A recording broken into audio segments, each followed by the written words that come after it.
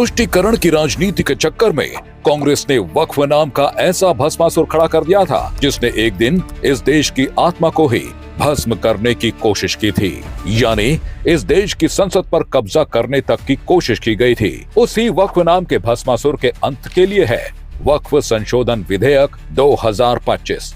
इस देश में वक्फ जैसी संस्था को इतना ताकतवर बना दिया था कि कानून उसके थे और फैसले भी उसके। जिस पर हाथ रख दिया वो जमीन, वो मकान, वो दुकान, वो पूरे का पूरा गांव सब उसका। वो इतनी ताकतवर हो गई थी कि उसके गलत फैसलों को भी भारतीय अदालतों में चुनौतियां नहीं दी जा सकती थी।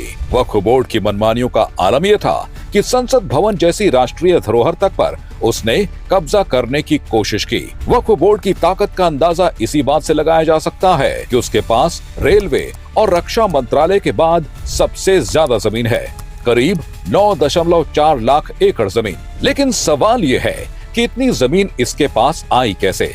और जवाब है कांग्रेस की मेहरबानी और वक्फ को दी गई असीमित शक्तियां। 1995 में वक्फ एक्ट में संशोधन और फिर 2013 में कांग्रेस की यूपीए सरकार ने इसे ऐसी ताकत दी कि वक्फ बोर्ड किसी भी जमीन पर दावा कर सकता था।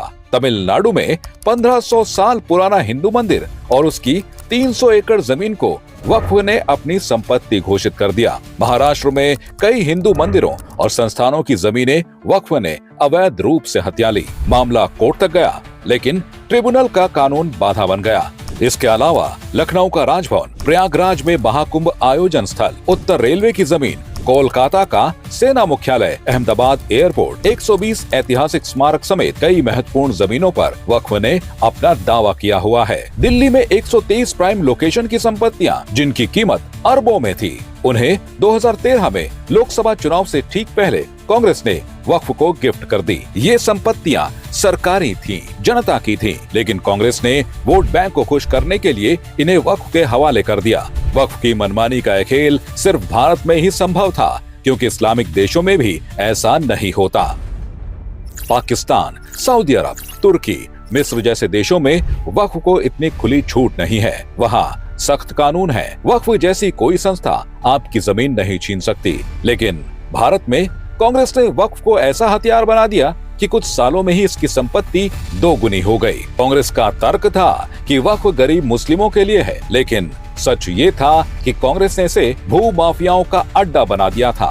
वक्फ बोर्ड एक धार्मिक संस्था थी जिसे मुस्लिम समुदाय के कल्याण के लिए बनाया गया था, लेकिन इसे कांग्रेस ने अपने राजनीतिक तुष्टीकरण के लिए इस्तेमाल किया। इसका नतीजा ये हुआ कि यह देश के कानून से ऊपर हो गया और मनमानी करने लगा। इन्हीं मनमानियों को रोकने और आम मुसलमानों के हितों के लिए सरकार वक्फ संशोधन विधेयक लाई है।